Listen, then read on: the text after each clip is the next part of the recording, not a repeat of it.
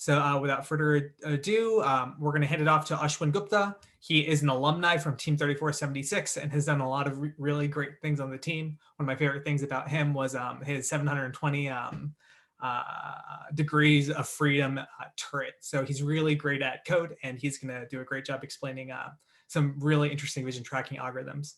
So take it away, Ashwin. All right, yeah. All right, let me get my screen share going here. Okay, it says that I cannot share my screen. All right, 1 second. Okay. All right, go for it.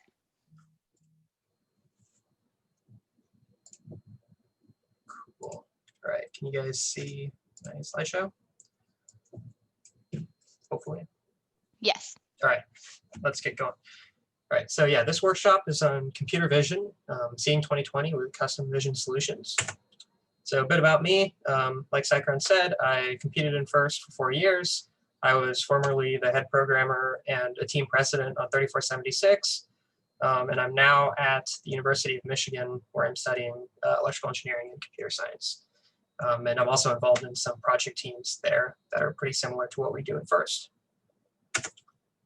So pretty briefly, what we're going to cover here is we're going to learn how to set up a custom real-time vision system.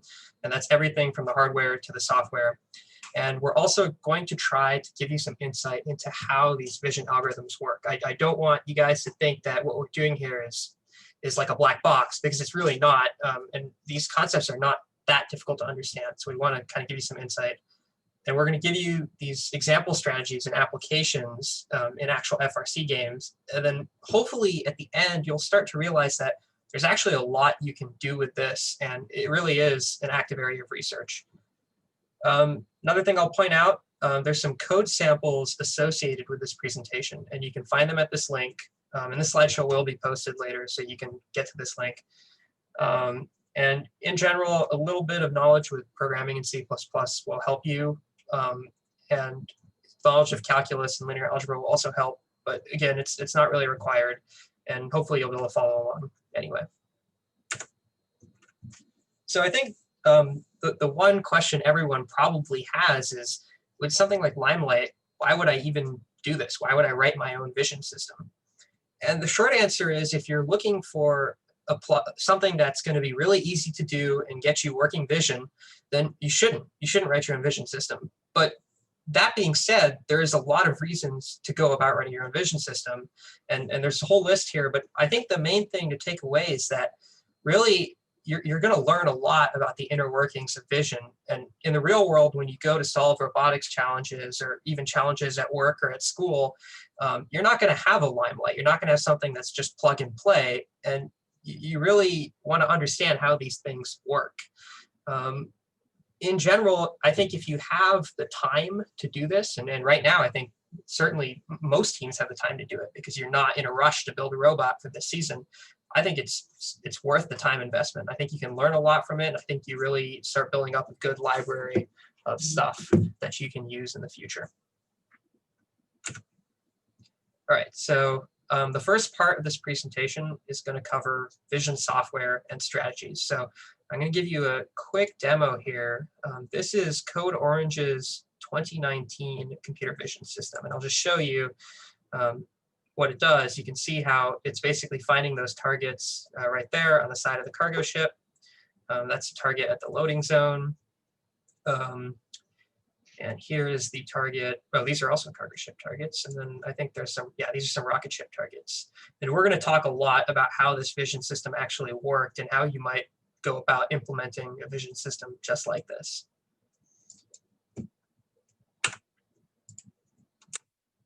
Oops, okay. All right. So yeah, the vision challenges we're going to look at, just a reminder, 2019 and 2020, and the retroreflective tapes.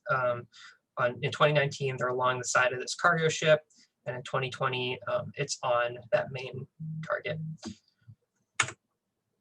Okay, and actually, this is the same vision system I showed you before, but this one's kind of a cool video because you can see right there in the top left corner, that's Code Orange's robot, and this is what our vision system was seeing as we were driving, so you can kind of get an idea of what that looks like. That's autonomous. Skip ahead here a little bit. So yeah, you can see we go pick up hatches, use vision, and then when we place hatches, we also are using the vision target. So yeah. All right. And then 2020, unfortunately, I don't have a great video of our vision system because the season ended so abruptly, but here's a static frame from our vision. You can see that we've got that hexagon-shaped target, and we've got all the corners of that target, and we're going to talk about that too. All right, so OpenCV is a open source computer vision library, and it's absolutely essential to go about doing all the stuff we talk about in this presentation. So yeah, you want to get that installed. It's got Python and C++ bindings. I'm going to use C++ in this slideshow, but you can use Python. And you know, there's kind of a misconception that the Python OpenCV is slower. From what I understand, that's not necessarily true because ultimately it's running compiled C++ code. So you can definitely use Python, and I would highly recommend you use a build system like CMake because it's going to make your life a lot easier. And I have some CMake files for you in that GitHub that will compile all those examples, and you can just modify those for your own code. And here are some, so this basic test.cpp, that's included in GitHub, and it's just a very simple test to make sure you have OpenCV installed and everything compiles correctly, and I recommend running that. All right, so this is a slide on installation. I'm going to skip it. All right, here's a block diagram of the code that we're going to go over during this presentation. The main thing to notice is there's basically this vision loop, which has 4 components, which we're going to talk about in depth. And then there's a networking loop. And the networking loop is responsible for talking to the RoboRio. And that includes sending that target data, receiving the RoboRio's IP, which we're going to talk about, and also changing the camera's exposure. And then also you're going to have some file I/O with the file system, maybe for logging, and you're probably going to want to stream your vision frames back to the driver station because that's a very useful debugging tool, and we're going to talk about how to do that too. And you'll probably want to refer to this code block diagram again because we're going to keep talking about it. So ultimately, your vision loop in FRC, I think, should have 4 parts. So the first part is filtering, and this is basically where we're going to go. We're going to take our camera frames and we're going to remove noise and candidates for targets that are just obviously wrong. So this includes things like that might come up like little reflections off of other robots, off of pieces of the field, or like kind of botched targets where you're seeing like half of a target. You probably just want to get rid of that. And then you're going to want to do feature extraction, which is where you get a list of potential candidates in the scene. And then ultimately, you're going to want to recognize the target from your features, from your candidates list. And this is going to be basically where when you recognize a target, you're going to want to simplify down that target to the features that define it the best, to its salient features, because that's really the representation of the target that we're going to want to work with when we do processing on it. And of course, that leads us to the final step, which is processing. And this is where we're going to use our knowledge of the target and frame, and we're going to try to do some interesting and useful things like estimating your robot's pose. And again, here are some images showing you those various steps. You see, we take this raw camera frame and we start doing some filtering, and we make that green a little brighter. And then finally, we filter out everything that's not that target, that green target. And then we're going to eventually define this target by its salient feature, which in this case, I would say is the corners of the target. And you can see that that's what we've got here. So on the topic of filtering, the first 2 filters we're going to look at are these camera parameters and the HSV filter. So camera parameters are actually a way to filter your target because we know a lot about what the target should look like in your frame. And one of the things, the target's going to be very bright because it's made of retroreflective tape. And we want to really capture only the target and the least amount of background as we can. And we can do that by just adjusting the exposure on the camera to be very low. And at the same time, because the background is going to be dark and the target's going to be bright, by upping the contrast, we're going to make that difference even larger. So when we couple that with a low exposure, ultimately we're going to have that retroreflective tape really amplified in the scene, and that's going to help you a lot. In OpenCV, to change the camera parameters, it's a little bit tricky because these units are not universal. They're very much hardware dependent. So you kind of have to do some research for your own camera to figure out how to do that. But you can do that. And then the HSV filter, I think the most noticeable thing about these targets, if nothing else, is that they're green. They're very, very green. And HSV is just another a color space. So usually we think about colors in computers as RGB, right? A red component, a green component, and a blue component. And it's true that OpenCV uses that representation by default, but HSV is actually, in my opinion, a more natural way of looking at colors. And there's a picture down here, but you can see it's this wheel. It's this continuous color wheel. And the idea is we can basically filter on an angle in that HSV wheel, and we can filter out for green. And there's an example of that right here, and again, an example in GitHub of how to do that. And ultimately, what that's going to leave you with, I will show you. So here is, let's see, an HSV filter example that I've written. And we can do cool stuff like this. So this is filtering out, as you can see, only the green by specifying that angle range like I was talking about. And we have only the green dice left in our image. So yeah. All right. There's other types of filtering you can do. So there are blurs. And blurring, what that's going to do for you is it's going to remove noise. But the disadvantage is it's also going to soften your edges, and it can be a slow operation, so it can slow down your processing. And I'm going to show you some blurring here. So here's an example of blurring.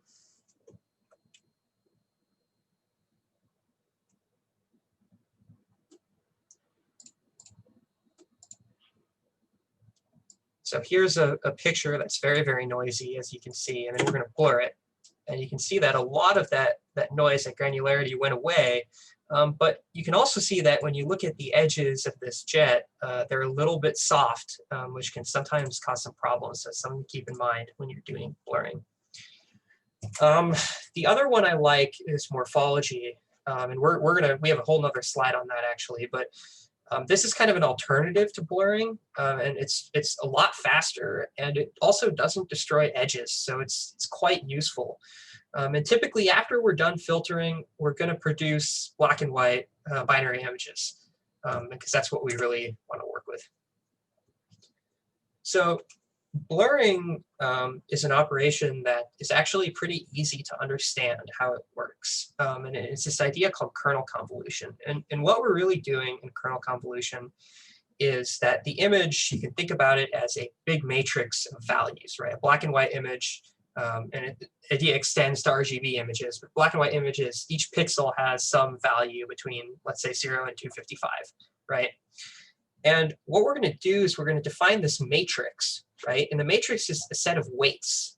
And we're going to perform an operation called a kernel convolution, which is where we're going to take this matrix and we're going to slide it over the image. We're going to go over each pixel of the image such that the center of the kernel matrix passes over each pixel. And then what it's going to do is it's going to just, it's almost like a dot product. It's going to take the product of each element of the kernel matrix with a pixel that it's over at that moment, and it's going to sum those all up, and it's going to produce a new value for the pixel in our output image. You can kind of start to think about this, but when we do this for the whole image, we do this for every single pixel in the image, and we have a matrix or a kernel like the one I have down here in the bottom left corner. Well, what it's doing is it's saying, okay, at any particular pixel, the strongest value is going to be the value that's at that pixel. And then I'm also going to incorporate some of the components of all the nearby pixels, right? And that's going to produce a blur. And And again, these kernel matrices, this is a very common way we can do filtering and image processing. And there are other types of kernels, and you might be able to, sort of as an exercise, look into what some of these kernels do. So they're quite cool. So morphology, this is the other algorithm I talked about. What morphology is going to do is it's a similar idea with the kernel convolution, but we're basically going to split morphology up into two operations. There's erosion and there's dilation. So erosion, as you can see, basically removes noise, because what it's going to do is it's going to convolve over that whole image and check if all the pixels under the kernel are 1, or if they're at their max intensity. And if they are, then in the output image, that pixel is going to stay at 1, and otherwise that pixel is going to get set to 0. And you can see in this first example, what that does is it actually, it's very good at eliminating noise, and you can see that down here, but it also makes our image a little bit skinny. It removes the edges, because at the edge, obviously, some of the nearby pixels are zeros. So then what we do is a dilation, which is the opposite of erosion. And it says if any pixel under the kernel is 1, then that pixel in the output image is going to get set to 1. So now when we pass over the edges of that skinny image, what will happen is the nearby pixels are going to get changed to 1, and the image is going to return to its original sort of size. And actually, doing these two operations successively is so common that OpenCV defines a third operation called opening, and that's just an erosion followed by dilation. And what that does for you is it removes noise, but it maintains the sizes of your objects. And I'm going to show you how we can do some morphology here in OpenCV.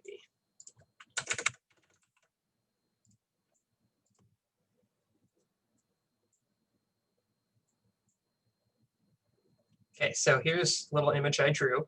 So here's our target, but we also have some other colored things in the image. Maybe those are other robots. And then we have some noise, some green specks all over the place. And maybe these are reflections off of game elements. But anyway, the point is we want to get rid of all of that other than target. So first we're going to do our HSV filter. And you can see right away we get rid of those other colored circles. And then we're going to perform a morphology. And now we literally have isolated this frame to be just the target. And that's exactly what we want. So I would highly recommend using morphology. It's very useful. All right. So that's all we have for filtering. And now we're going to talk about extraction. So there's a lot of ways to go about doing this, but one pipeline I really like involves 3 steps. It's going to be contour detection, convex hull, and then image moments. And we're going to talk more about image moments. So contour detection is the idea that you can think about it like finding the edges, finding the contour that forms an object in the image. So in this image over here of the hand, the blue line is the contour. It's the contour of the hand. And that's obviously a pretty useful way to get some features of the image. But then what we want to do is the contour has a lot of edges, and it's not very simple to work with. So really we're going to want to get a simpler representation, and that's going to be the convex hull. And if you think back to geometry, right, and you think about what convex means, you can see this red line is a convex polygon that surrounds our blue contours. So that's the convex hull. And then finally, we're going to want to get basically the center of mass of this convex hull, and that's that green dot. And we're going to derive that from the image moments, which we're going to talk more about. And this code shows you how to get all 3 of these things. So yeah. All right, so image moments, this gets a little bit deep into the math, but we're gonna try to stay away from that. So the idea with the image moments is they're basically these weighted sums of points in the image. And we can use these not only to find the center of objects in the image, but we can also use these to actually get the angle of these objects, the orientation of the objects in the image. And the way it works, so a very keen reader might see in this formula down here. My thing is blocking it, but let's see. In this formula down here, this looks very similar. When the order on the exponents is 1, it looks very similar to the covariance, which is an idea from statistics. And in fact, it is the covariance of the intensity of the image. And if you know a little bit of linear algebra and a little bit of statistics, you might be able to see how we can form this covariance matrix, and we can find the eigenvector of that matrix, and that's actually going to correspond to the major axis of intensity. If that explanation made no sense to you, that's okay. You don't need to know how it worked. A similar idea would be, imagine us fitting a line through all the white dots in the image, through all the points in the image, and it's the same thing. So like if you look at these rectangles, imagine trying to fit a line through the points defined by this rectangle, and that's also going to give you the angle of that rectangle. So this is pretty useful. And I'm going to demo that right now for you. So here's our whole, oh, hold on a second to fix that.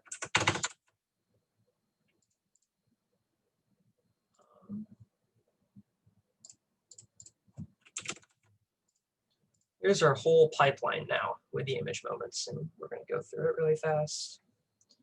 So here's the original grayscale image. So first we find the contours, and those are those red lines. And then we take the convex hull, and those are the blue lines. And then finally, we're going to use the image moments to do some math, and we're going to get the angle of each of these objects and the center point given by that blue dot. So hopefully that gives you some intuition as to what's going on here. There are more things you can do to extract features from an image. The image gradient is the derivative in both directions of the image, in both axes. It's called the Sobel operator. And the idea is we can use the derivatives of the image to find edges on the image. And it's sort of this natural idea because the derivative is, when derivative is large, it's where a function changes the most. So differentiating the image is going to tell you where the image changes the most, which is the same thing as saying there's an edge over here. And there's another algorithm called the Harris corner detector. You can use this to find corners. I'm not going to talk about it a lot because it gets pretty complicated, but just know it exists and might be useful. I'm going to skip this slide too, but if you want to know a little bit how convex hull works, you can look at this. All right, so talking about target detection, we want to ask ourselves 2 questions. We want to ask what features uniquely define this target, and also what representation of the target do we really want to work with for our processing steps. And oftentimes it's the same, but I think it's still important to ask both questions. So in 2019, right, one of the features that defines the target is these whole tapes are, they're at a very specific angle. And the angle relative, the 2 pieces, the angle relative to each other is also very specific. So that's useful. And in 2020, of course, the target is a hexagon, and it's got 8 corners. So that's also a very important part of what we're going to be working with. And I will say it was a lot easier to do target detection in 2020 as opposed to 2019. If you think about it, the reason is because in 2020, you're only ever going to look at one target. But in 2019, you could have multiple targets in your frame, and you have to distinguish between them. So it certainly gets challenging. So in 2019, one of the things Code Orange did was what I'm going to go over right now. We had this algorithm for matching these hulls. So remember, we can find the convex hull of each tape, which we talked about earlier. And now the question is, well, okay, how do we match the 2 tapes that define one target? And the idea is we're going to loop over, we're going to have a double for loop, and we're going to look at each pair of tapes, and we're going to do 2 tests. We're going to check the ratio of the length of the connector, which is defined to be the distance from the centroid of one tape to the centroid of the next tape. And we're going to check the ratio of that to the combined area of the target. and we're going to check the projection of the hull vectors onto the connector line, and I'll explain what that is on the next slide. Oops, okay, I'm actually not going to play this video. All right, so here's some targets. And first, we're going to look at that ratio test. So we can see we have our tapes, and we know that we know approximately the ratio that the length of this orange line should be relative to the area of the two tapes. And so the correct match obviously is going to pass that test.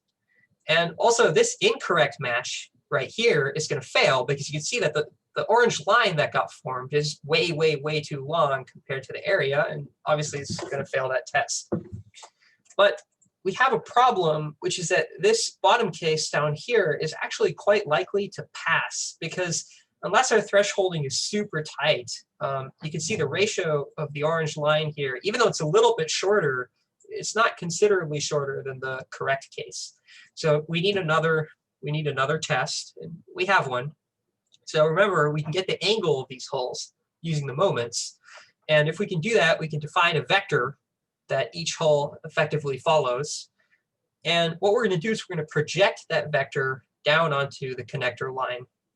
And we can see that something must be true about these projections, which is that they must point toward each other. And so in the correct case, that does indeed happen. Now, in this erroneous case, it also happens. However, we already eliminated it before with the ratio test, so that's okay. And finally, in this incorrect case that failed the ratio test, you can see that the projections point away from each other, so that's going to fail this projection test. And when we combine those two tests, we're going to get, we're only going to identify the correct matches, and that's what we want to do. So another case study we can look at is in 2020. It's quite useful to extract the corners. And that's what we're going to do here. We're going to apply that pipeline. We're going to get the convex hull of the targets. And then we're going to basically create some collections of points. And we're going to use those to fit lines that define the edges of the hexagon. And we're going to find the intersections of those lines for the corner. And we're going to take a look here. So imagine that this is what we have in our frame. And imagine now that we just scan each line and we pick the leftmost pixel of the hull, leftmost pixel of the target on each line. Well, now we have a collection of points that's demonstrated here in pink. And we can actually just use some linear regression and fit a line going through that collection of points. And that's a pretty good approximation for the edge of our hexagon. And we can do this actually for all of the edges of the hexagon. And I'll let you read through these slides in more detail, but you can see how we can do that for each edge, and we can get each edge of the hexagon. And finally, we can calculate those intersections and get the corners of the hexagon. So this is quite useful. And finally, we want to talk about processing. So the most common application is going to be aiming your turret. And we're going to talk about that. This is pretty easy to do, and it's very useful, obviously. But also, this is where you can get really, really advanced with what you're doing, because you can get the distance to the target. You can try to correlate the same target in between frames. You can even try to localize your robot using your vision.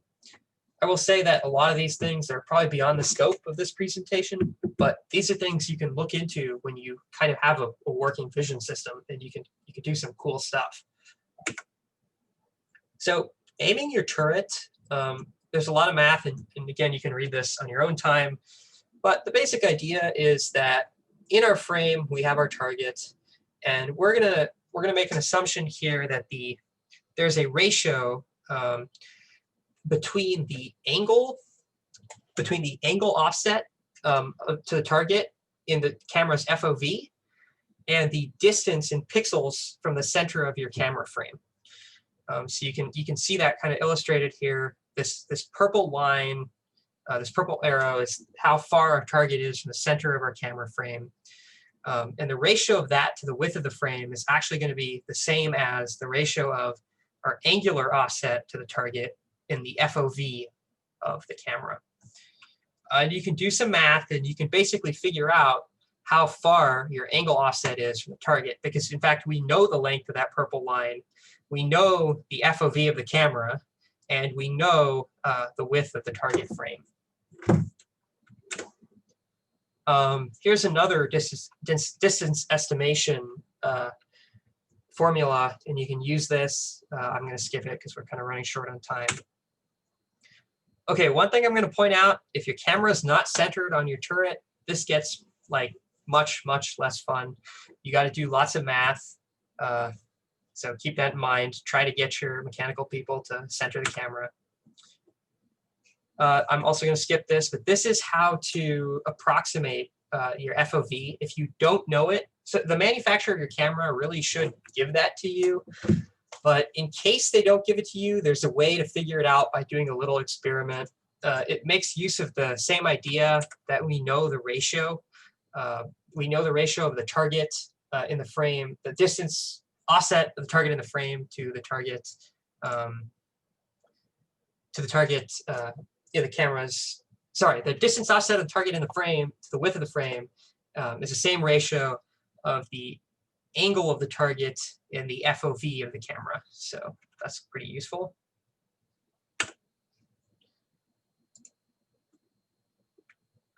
Let's see here. So here's another simple processing thing you can do, which is just figuring out the straight line distance to the target from the robot. And the idea is that some features of the target are going to vary monotonically with distance. So for example, the further away you get, the smaller the size of, like the area of the target is going to be in your frame. So if we just collect some data about those features at known distances, and we can create a model, and we can fit a model to that data, then in theory, on the field, we can look at something like the area of the target and say, well, I'm this far away from the target. And so for 2019, we're going to look at one feature, which is the length of the connector, like we talked about before. So first we asked, does it vary with distance? And the answer is yes, it's very, very strong variation with distance. Then the next question we have to ask is, okay, if the target is offset in our frame, is that going to mess this up? Is it also going to cause the length of the connector to vary?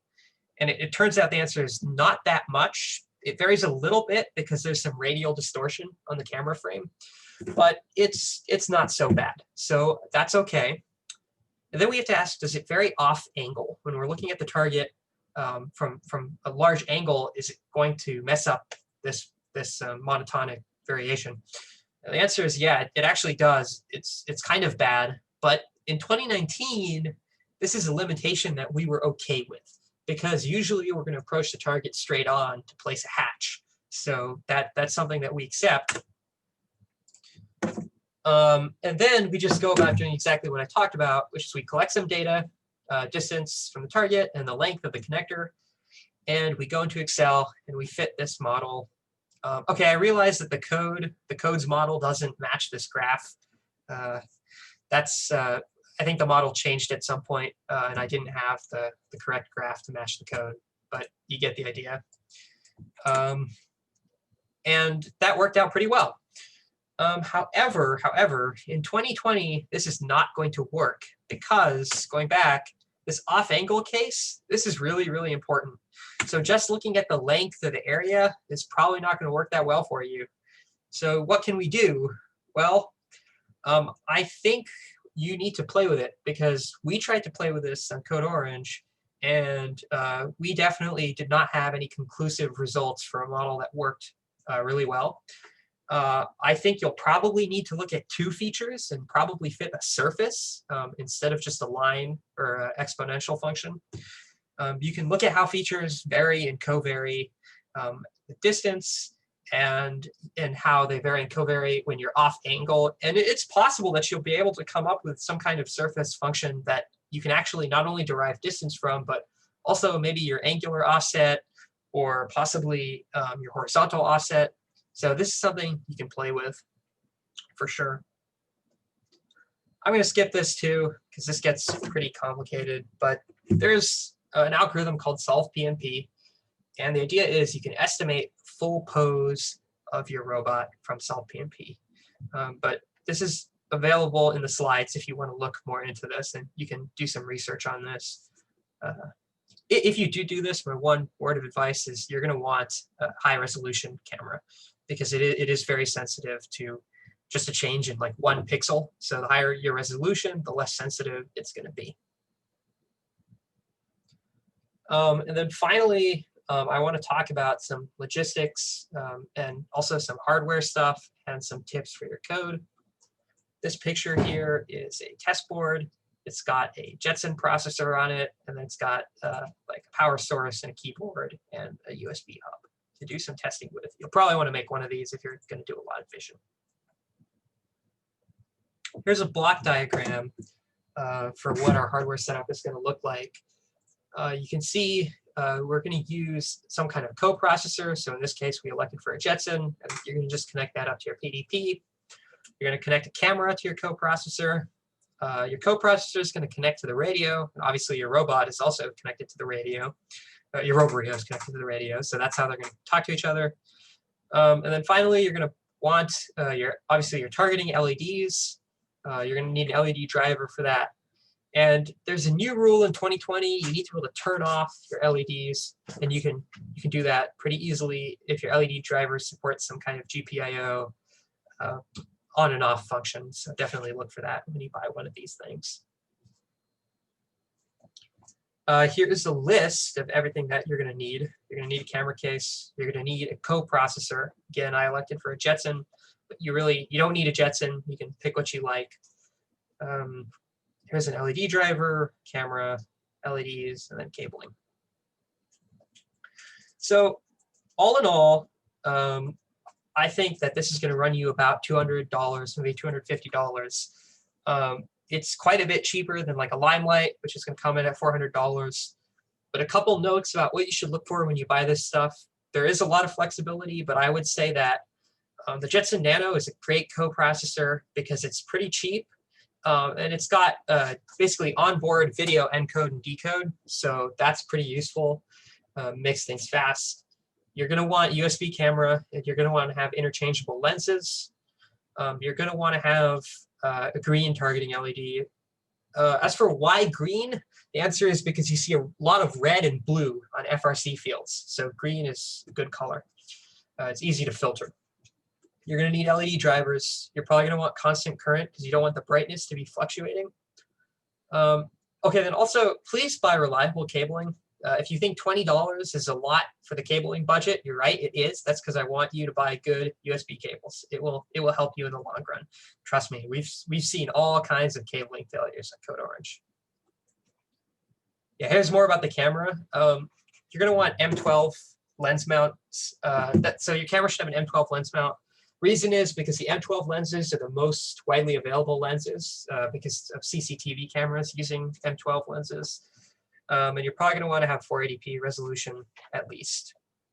The focal length of your lens is an important parameter. You can see, like in this image down here, when the focal length, so when the focal length controls the FOV, it's actually optical magnification.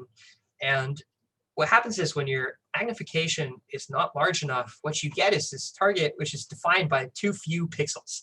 And that is not conducive to good processing. So you really do want to have the appropriate focal length. And the lenses are cheap, so buy a couple, experiment with them. And also in this example, there's another thing that's happening here. You can see it's got very jagged edges. That's probably an indication that your lights are not bright enough. If your lights are not bright enough, your filtering is going to ruin the edges of the target. So again, make sure your lights are appropriate. Make sure all your hardware is appropriate for the task at hand. If you're trying to look at a target from 20 feet away, you're going to need really, really bright LEDs. Another thing I would recommend is to put your vision script in a startup file. So rc.local is a bash script that's run when Linux boots. I would highly recommend having your vision scripts start automatically. It's very useful, so you're not trying to like SSH into your coprocessor and start your vision script before every match. Other useful debugging things, you can read and write images from a folder. So if you're at robotics practice and you take a bunch of images from your camera and then you want to write some code at home, that's cool because OpenCV will let you just read and write from a folder. And it's like you have a camera, except you don't need any hardware, you don't need any targeting LEDs or vision tape or anything. You can code from home. Oh yeah, then finally, I would recommend also starting your vision executable in a loop. So if your program crashes for whatever reason, it will just restart. Obviously, this is not the appropriate way to handle crashes. I'd highly recommend good error handling in addition to this. But in competition, if your program crashes, you don't want to find out afterward by looking at the log, right? I mean, you just want your program to restart, and then you can look at the log and figure out, okay, what caused it. But you do not want to have no vision because your program crashed. And I show you some code examples for how to do this. But that's definitely something you want to do. It's also useful if you unplug your camera. It will probably cause your program to crash. But if you plug it back in, it'll restart. I would also recommend selecting your camera by path. So what I mean by that is Linux will load your camera into these dev/video entries. So like it'll load dev video 0, video 1. And you can certainly open your camera that way in OpenCV, but I think this is a bad idea because what will happen is that index will change.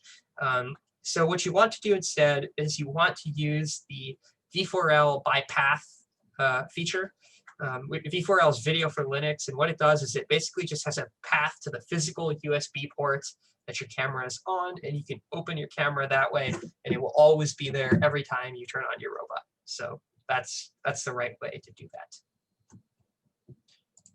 that. Finally, I think it's very useful to have adjustable exposure. So in this video, you can look at our laptop, and you can see that the camera by default is very driver-friendly view up until we hit our vision tracking button. And then we change to the vision mode, and that changes the exposure of the camera appropriately for vision. I would recommend doing that. It's very useful for the drivers. Finally, networking. You're going to want to timestamp your vision frames, and you're going to want to probably implement some message headers like D for vision data, IP for IP data. Oh yeah, okay, sorry, I haven't talked about that yet. So one problem you might run into is that the RoboRio's IP can change. So your RoboRio probably should send its IP to your coprocessor when the match starts or when the robot boots up. And that way the coprocessor knows where to send vision data. So you're going to want some message headers for like different ones for IP, for vision data, for exposure change.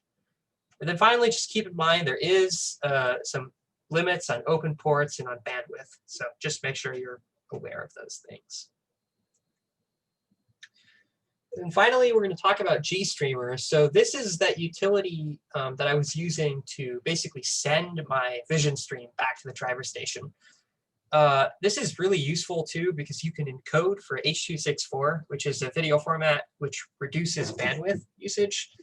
And GStreamer has lots of cool features, like you can stream multiple things at once, and it can run on Windows and Linux, so that's great. And you can also use it directly from OpenCV. So in your code, you can say, hey, stream these frames, and it will stream back to your laptop, and you can have a GStreamer client running there. This is my bad. There's more to be said about this. I wanted to give some examples. I just kind of ran out of time. So I will add some examples of how to use GStreamer to GitHub later. But for now, you can look at the FRC 3476 GitHub repositories where it is used. So yeah, thanks for watching. I hope that was informative. I know we covered a lot of stuff and moved really fast. But the slides will be available for you to reference. There is that example code which shows you how to do everything that we talked about here. And also, if you have any issues or you want to see more examples, you can always open an issue on that GitHub repository, and I will respond to that, and I can add examples later. Any questions? Thank you so much, Ashwin. That was really good. That was a lot of information. But yes, we'll be posting all those slides for hopefully all of BeachBlitz workshops on our website and on Chief Delphi after the event. So hopefully that will help some teams. So if there are questions in the chat, feel free to post them. But I guess one question I have is, if you were going to like redo 2019 and the 2020 vision system, what would you change about it?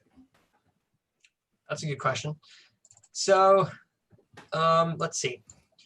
In 2019, I think one of the biggest problems was being consistent with identifying the correct targets. And actually, if I go back here to the video, let's see.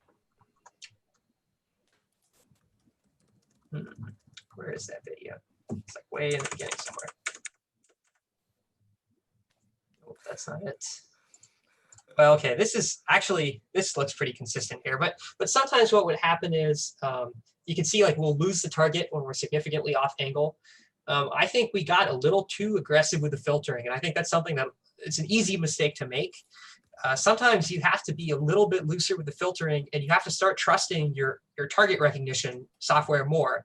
And if your target recognition software is identifying the wrong targets, what that means is that you need to put more effort into that. So I think one thing is focus more on the target detection and less on the filtering. Okay, that makes sense. Would you change anything with like the camera or the Jetson itself? And have you tried running this stuff on, not a Jetson, right? Like on a Raspberry Pi or another Linux coprocessor? Sure, yeah. So yeah, as far as, I'll answer the second question first. So as far as running it on another coprocessor, you absolutely can. Everything here is platform independent. So long as you can run Linux, you can run those code samples. For context, I don't have a Jetson here in my dorm room. I'm running this code on my PC. In fact, you might have noticed I'm not even running it on Linux. I'm running it on Visual Studio because that's I'm running Windows right now. So the answer is yeah, you can absolutely run this on a Raspberry Pi. Another thing is that you can certainly try other coprocessors, but the reason again that I recommend the Jetson is just because this is what it's made for. It's made to do image processing. It's made to do vision. And so it has got a lot of hardware optimization for that. Okay, that makes sense. I think those are the only questions that we have right now.